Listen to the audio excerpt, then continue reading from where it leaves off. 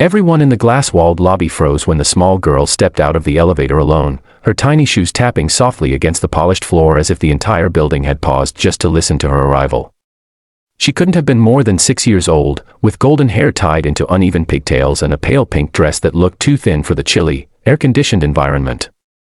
In her hands, she held a crumpled envelope with the company logo printed on it. The receptionist blinked, confused for a moment, then gently asked, "Sweetheart, are you lost?" But the girl shook her head, her chin lifting with a courage too big for her body. "No, ma'am," she said softly but clearly. "I have an interview today. My mom's sick, so I came instead." Murmurs rippled through the waiting room. Men in expensive suits and women holding polished resumes exchanged baffled glances, some amused, some irritated. A few even smirked, assuming it was a joke, a misunderstanding, or a desperate attempt for attention. But the little girl didn't laugh, didn't cry, didn't move. She simply stood there, gripping the envelope tighter, as if letting go would mean letting go of everything her family needed. The receptionist hesitated, then saw the name on the interview list. Emily Carter. The CEO's personal assistant, who happened to be walking by, paused, surprised. "That interview was for a senior administrative position," she murmured. "Her mother was supposed to be here 30 minutes ago." The girl looked up at her with wide eyes. "She tried to come," she whispered. "But she collapsed again this morning. The hospital is too far, and they said we can't stay if she doesn't get a job. So I came to tell you she is hardworking. She is brave. And I can work too. I can clean desks, get water, organize papers. I don't want us to lose our home." Silence filled the air, thick and heavy. Even the humming lights above seemed to grow quieter. And behind the glass of the top-floor office, the man everyone feared and respected, the Millionaire CEO, Daniel Harrington, watched the scene unfold on the security feed. He had seen thousands beg for opportunities, but never like this. Something about the girl's trembling shoulders, her steady voice, and her heartbreaking determination stirred a memory deep inside him, a memory of himself, a long time ago, standing in a similar hallway with his own mother's hand squeezing his, telling him to be brave, telling him that dignity was more valuable than comfort. For the first time in years, Daniel pushed away his laptop and stood up.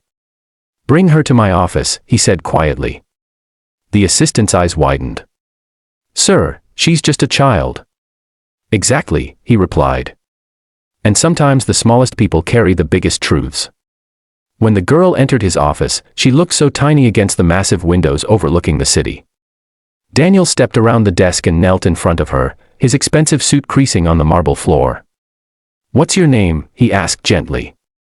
"Lily," she replied, clutching the envelope. "And your mother's name?" "Emily." "Do you know why your mother applied for this job?" Lily nodded. "Because when Dad left, she said we needed hope with a paycheck." The words hit him harder than any business loss he had ever suffered.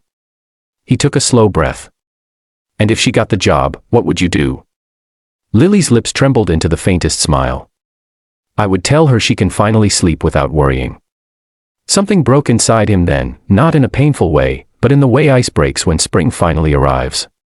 Daniel stood up, walked to his desk, and pressed a button on his phone. "Cancel all remaining interviews," he said. "And send a car and medical team to this address immediately." He took the envelope from Lily's hand, glanced at the worn-out handwriting, and nodded. "Your mother doesn't just have the job," he said softly. "She has full medical coverage, a salary double what she asked for, and a future that no longer scares her." Lily's eyes filled with confused tears. Did I pass the interview?" she asked. Daniel knelt again, smiling through his own unexpected emotions. "You didn't just pass, Lily. You changed the life of a broken man who forgot what real courage looked like."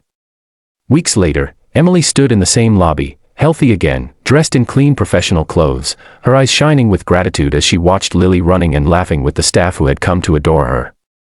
Daniel observed from his office window, knowing that no amount of money had ever felt as powerful as the moment a little girl decided to walk into a building filled with strangers and speak the truth with a pure heart. From that day on, he created a new program within the company, one that gave single parents real opportunities, full support, and dignity. And every year, on the anniversary of that unforgettable interview, Lily would place a small handmade card on his desk with the words, Thank you for listening when I was small, sir. He kept every single one. Because sometimes, the greatest interviews aren't between a boss and a candidate, they are between a soul that has lost hope and a soul brave enough to bring it back.